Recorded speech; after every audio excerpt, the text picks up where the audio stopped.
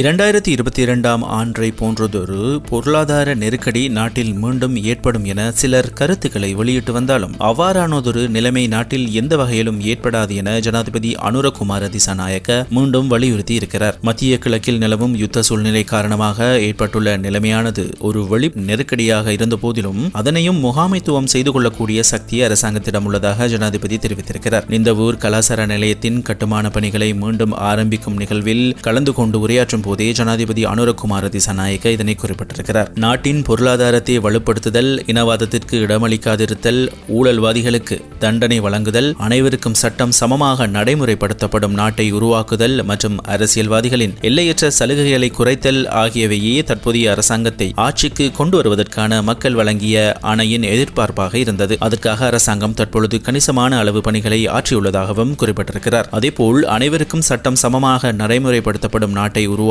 பொறுப்பு தமது அரசாங்கத்தின் கீழ் நிறைவேற்றப்படாவிட்டால் வேறு எந்த அரசாங்கத்தின் கீழும் அது நிறைவேற்றப்படாது என சுட்டிக்காட்டிய ஜனாதிபதி இன்று அதிகாரம், செல்வம் மற்றும் அந்தஸ்து ஆகியவற்றை பார்க்காமல் அனைவருக்கும் சட்டம் நடைமுறைப்படுத்தப்படுவதாகவும் சுட்டிக்காட்டியிருக்கிறார். அத்துடன் ஓய்வூதியம் உள்ளிட்ட அரசியல்வாதிகளின் எல்லையற்ற சலுகைகளை ஒழித்து அரசியல்வாதிகளை மக்களுக்காக பணியாற்றும் ஒரு குழுவாக மாற்றுவதற்கு தற்பொழுதைய அரசாங்கம் நடவடிக்கை எடுத்துள்ளதாகவும் ஜனாதிபதி தெரிவித்திருக்கிறார். 1999 ஆண்டு ஆரம்பிக்கப்பட்ட நிந்தவூர் கலாசார நிலையத்தின் கட்டுமான பணிகள் 2014 ஆண்டு முதல் முழுமையாக நிறுத்தப்பட்டிருந்தது. மிகவும் வளமான கலாசார பாரம்பரியத்தை கொண்ட அம்பாறை மாவட்டத்தின் கலாசார விழுமியங்களை பாதுகாத்து எதிர்கால சந்ததியினருக்கு கையளிக்கும் நோக்கிலும் அம்பாறை மாவட்ட மக்களின் நீண்டகால கோரிக்கைக்கு அமைவாகவும் இந்த பணிகள் ஆரம்பிக்கப்பட்டு 24 வருடங்களின் பின்னர் கட்டுமான பணிகள் மீண்டும் ஆரம்பிக்கப்பட இருக்கின்றன. இந்த திட்டத்திற்கான மொத்த மதிப்பிடப்பட்ட தொகை 945.04 மில்லியன் ரூபாய் ஆகும். அதில்